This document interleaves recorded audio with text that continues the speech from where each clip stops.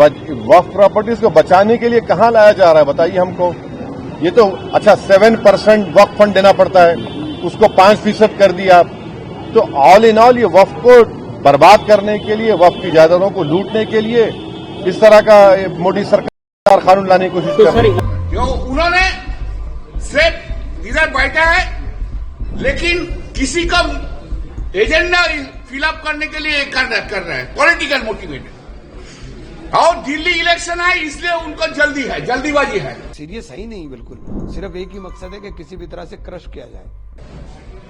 उसका बावजूद भी हम लोग बहुत बार रिक्वेस्ट किया, लेकिन उसका बावजूद भी वो नहीं सुनना चाहता है। कोई एमपी तो, बीजेपी का एमपी तो सोच रहा है वो सब बहुत बड़ा हो गया, जो मर्जी वो बोल देते हैं हम लोग को। अभी जो चल रहा है अंदर में वो तो इमरजेंसी चल रहा है, अनडिक्लेयर्ड इमरजेंसी प्रोसीडिंग चल रहा है। जो वहां पर लोगों का कॉमन व्यू बना हो उसके मुताबिक फैसला आना चाहिए, न कि फैसला ए का होगा और दिया बी का जाए तो अगेन कन्फ्रंटेशन। ये हमारी जेपीसी है ना, विक्षिप्त पद्धति से चल रही है और तानाशाही से चल रही है। जो मर्जी आए वो करेंगे, हम गुलाम करके खड़े रहे, बस ये उनकी अपेक्षा है। जेपीसी ने वक्फ बिल के विपक्षी नेताओं की आपत्तियों को रद्द कर दिया। ये समिति अब सोमवार को विधेयक पर विस्तार से चर्चा करेगी। तृणमूल कांग्रेस के सदस्य कल्याण बैनर्जी और कांग्रेस के सैयद नासिर हुसैन बैठक से बाहर निकल आए। उन्होंने मीडिया कर्मियों से कहा, 21 तारीख तक टूर था, टूर के बाद रात में सब नोटिस दिया 24th मीटिंग होगा। That in the tour itself meeting, Mr. Raja and others requested the chairman to adjourn, fix up the date on 30th or 31st. Within 3 days, it is not possible. He didn't hear us. Amendments he moved. And he asked, all of a sudden we have got the notice that by 22nd, 4 o'clock, amendment has to be given. We have given the amendment, no sufficient time. Then हम लोग बहुत बार request किया है, इसको बंद कीजिए, इसको बंद कीजिए, 30-31 में लीजिए। देखिए इस रिक्वेस्ट नहीं सुना। कल जब हम लोग रात लैंड किया है दिल्ली में, subject has been changed. The last sessions on tour was completed on 21st. During the sitting, there was a notice from the secretariat that 24th will be a meeting. Immediately we resisted in the Lucknow itself, in front of the chairman, in the sitting itself. We are on tour, today on 21st, we are going to discuss tonight. How can you call 24th? It may not be possible because from Calcutta, Tamil Nadu, Hyderabad, everywhere we have to go, we have booked our tickets, we have to come. He categorically said, I will consider. No reply. Then I wrote a letter on behalf of all the opposition parties that you are showed in Lucknow, we are waiting for the result. Please tell me the detail. Meanwhile, another development took place. On 21st itself, another notice came. All the members were requested to give their amendments for the bill. That itself is a laborious job.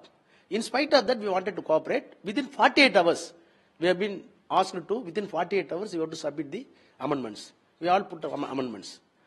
Immediately, they wanted to discuss class by class consideration on 24th. We resisted and we wrote a letter, it is not possible. देश के अंदर वक्फ की प्रॉपर्टियों को हड़पना चाहते हैं, वक्फ की प्रॉपर्टियों को तबाह करना चाहते हैं। और वक्फ के अंदर जिस तरह से हमने कहा कि आप 24-25 को आप मीटिंग रखे जा रहे हो, तो अभी 22 को तो हमारी सीटिंग थी, फिर आपने एक हफ्ते का टाइम कम से कम दिया, हमने 24-25 भी सब लोग मान गए, सब लोग आ गए। अब आपने 25 को काट करके उसको 27 में कर दिया ले जा करके, तो आप अपनी मनमानी, मतलब आप ऐसे ट्रीट कर रहे हो जैसे हम लोग कोई हमारे कोई अपॉइंटमेंट्स नहीं है, सब कुछ आप ही का है, हमारी अपनी कोई नहीं है। चलिए मैं तो पास में हूँ, मुझे कोई दिक्कत नहीं है, मैं आ भी सकता हूँ कि 200 किलोमीटर ट्रैवल होना बड़ी बात नहीं। लेकिन जो लोग साउथ इंडिया से हैं, राजा साहब हैं, अब्दुल्ला साहब हैं, कल्याण बैनर्जी जी हैं, मोहम्मद जावेद साहब हैं, और ये जो लोग दूर से हैं, नासिर भाई हैं, बेंगलोर से हैं, ये सब लोग जो हैं, इनके अपने यहाँ 26 जनवरी के कार्यक्रम है, अपने अपने क्षेत्र में कार्यक्रम है, ये जाएंगे, फिर 26 को जा करके फिर वापस आएंगे। ओवैसी साहब हैं, ये सब लोगों की 2 घंटे की, 2.5 घंटे की, 3 घंटे की फ्लाइट्स हैं इनकी।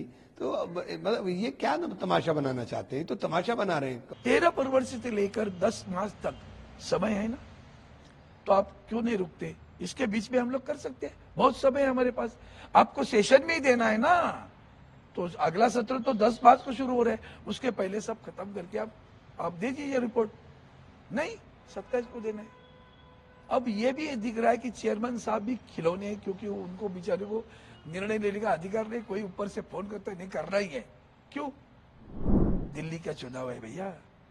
भारतीय जनता पार्टी चुनावी नीति के बाहर देश की कभी सोचते ही नहीं है। पहले बोला था क्लॉज वाइज होगा, उसने हम लोग कहा सब्जेक्ट रात 11:30 बजे चेंज कर दिया और बोल दिया 25 में मीटिंग नहीं होगा, 24 and 27। We have folded the request the chairman. ये देखिए 24 तारीख तो आज हो गया, ठीक है, हम लोग कर देंगे, लेकिन 7-8 तारीख नहीं होगा। हम लोग की भी कमिटमेंट है, 30 से 30 से हाउस हो रहा है, हम लोग सब रिशेड्यूल किया है 24-25 का प्रोग्राम को 27, 28, 29। कल रिपब्लिक डे है, होल डे हम लोग को कॉन्स्टिट्यूंसी में रहना होगा। सब लोग मिलकर के एक ही बात कह रहे थे कि आप 27 की मीटिंग कैंसिल करिए, 27 की मीटिंग को आप 31 में ले लीजिए, आप 31 में ले लीजिए, 30 में ले लीजिए। हम यही तो बात कह रहे थे। प्रेसिडेंशियल एड्रेस है, प्रेसिडेंशियल एड्रेस के बाद आपके पास पूरा टाइम खाली है, उसके अंदर ले लीजिए।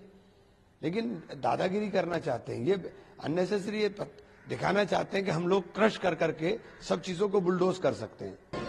पॉलिटिकली मोटिवेटेड, हम लोग बार बार रिक्वेस्ट किया तब भी वो नहीं सुनता है। चेयरमैन किसी को बात सुनता नहीं है, इसे जमींदारी भी हो गया। और हम लोग को ऑपोजिशन को कोई इज्जत भी नहीं देते हैं। हम लोग को तो सोचता है हम लोग उनका डोमेस्टिक एम्प्लॉय है, और वो लोग सोचता है सब डेप्यूटी होम मिनिस्टर है, समझे ना? कोई चेयरमैन डेप्यूटी प्राइम मिनिस्टर, ये डेप्यूटी होम मिनिस्टर सब डिफैक्टो ऐसा करके चला रहा है। ये जेपीसी फार्स बन गया। लेकिन या डिवोर्स या फिर जायदाद का बंटवारा, उसको रोक रहे हैं। तो कहाँ है यार? आप तो Hindu marriage act, Hindu success act में तो लागू नहीं हो रहा, और ये झूठ बोल रहे हैं। इस देश में ऑलरेडी अगर आप अपने रिलीजन के कानून के तहत कोई चीज नहीं करना चाह रहे, तो आपके पास स्पेशल मैरिज एक्ट है, इंडियन सक्सेशन एक्ट है, जुवेनाइल जस्टिस एक्ट है, उसको इस्तेमाल करिए ना। और ये बात हमको समझ में नहीं आ रही कि हिंदू अनडिवाइडेड टैक्स रिबेट जो मिलता है, 2 साल पहले 1700 करोड़ का टैक्स रिबेट मिला, वो क्यों नहीं मिलता मुसलमानों को, ईसाइयों को? ये तो राइट टू इक्वालिटी के खिलाफ है। और आप यूनिफॉर्म सिविल कोड की बात करते हैं, मगर कोई अपना मजहब हिंदुइज्म से चेंज करता है तो उसको परमिशन लेना पड़ता, तो कहाँ का यूनिफॉर्म सिविल कोड हुआ ये? सर कहीं ना कहीं ये जो वक्फ एक्ट है वो सीधे तौर पर मुसलमानों से जुड़ा हुआ है। तो देश के मुसलमान क्या चाहते हैं? वो ये जो एक्ट है वो लागू होना चाहिए। कौन सा एक्ट? वक्फ अमेंडमेंट एक्ट। देखिए, जहां तक हम जानते हैं, मुसलमानों का एक बहुत बड़ा ऑर्गेनाइजेशन है, all India Muslim personal law board, जिसमें मुसलमानों के मुख्तलिफ मसलक और मुख्तलिफ ऑर्गेनाइजेशन, सोशल, रिलीजियस सब हैं। सबने उसमें पर्सनल लॉ बोर्ड ने इसको रिजेक्ट किया है, और सब ये कह रहे हैं कि 2013 का जो कानून है वो बेहतर है, जो प्रिंसिपल एक्ट है। आज आप कोई कानून ला रहे हैं तो वक्फ की इस जायदाद को बचाने के लिए नहीं, वक्फ की जायदाद को बर्बाद करने के लिए ला रहे हैं। आप बताइए कि वक्फ बोर्ड में नॉन मुस्लिम मेंबर कैसे होगा? उत्तर प्रदेश में काशी विश्वनाथ बोर्ड है, क्या कोई नॉन हिंदू मेंबर बन सकता है? नहीं बन सकता है। आप कह रहे हैं कि अगर कोई मुसलमान जो 5 साल तक इस्लाम फॉलो करेगा वही प्रॉपर्टी वक्फ को दे सकता है, माने फिर वो 5 साल तक किसी और धर्म के स्थान को दे सकता है प्रॉपर्टी, मगर मुसलमान को, मस्जिद को या दरगाह को नहीं दे सकता। तीसरा, आप कह रहे हैं कि कलेक्टर को हम पावर देंगे। कलेक्टर कैसे पावर देगा? वो तो प्रिंसिपल्स ऑफ नेचुरल जस्टिस के खिलाफ है। कलेक्टर तो गवर्नमेंट का अपॉइंटी होता है। हाँ। चौथा, आप कह रहे हैं कि वक्फ बाय यूजर खत्म कर देंगे। वक्फ बाय यूजर तो अगर खत्म होगा तो फिर उत्तर प्रदेश में 95% वक्फ प्रॉपर्टीज वक्फ बाय यूजर, उसका क्या होगा? तो सर ये सुन तो लीजिए।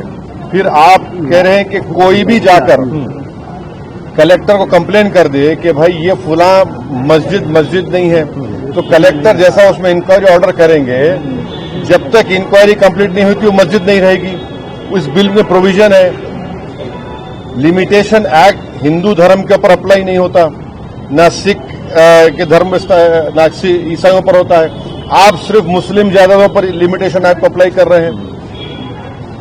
तो ये वक्फ प्रॉपर्टीज को बचाने के लिए कहां लाया जा रहा है बताइए हमको। ये तो अच्छा 7% वक्फ फंड देना पड़ता है, उसको 5% कर दिया। तो ऑल इन ऑल ये वक्फ को बर्बाद करने के लिए, वक्फ की जायदादों को लूटने के लिए इस तरह का मोदी सरकार कानून लाने की कोशिश तो कर सर रही है। इतनी सब बातों के बाद भी अगर ये एक्ट आ जाता है तो उसके बाद आप लोग क्या करने वाले हैं? देखिए आगे क्या होता है, आगे क्या होता है।